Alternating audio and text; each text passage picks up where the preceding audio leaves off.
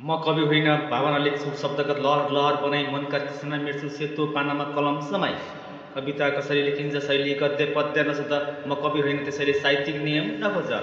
कविता कसरी लेखिन्छ शैली गद्य पद्य नसुध म कवि होइन त्यसैले साहित्यिक नियम नखोज। जे देख्छु भोग्छु त्यो लेख्छु छैन कुनै सिमाना जनाउँछु घोर विरोध कहिले दिन्छु शुभकामना।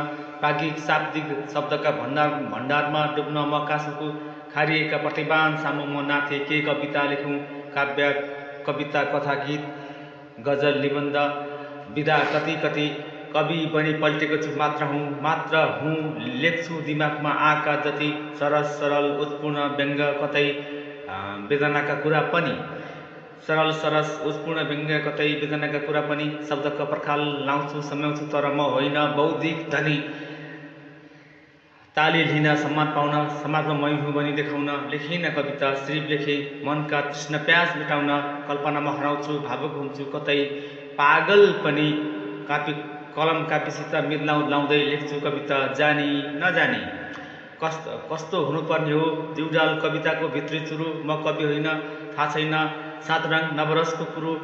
कविता कसरी लेख्छु शैली गद्य पद्य नसुध म कवि होइन त्यसैले साहित्यिक नियम नखोज।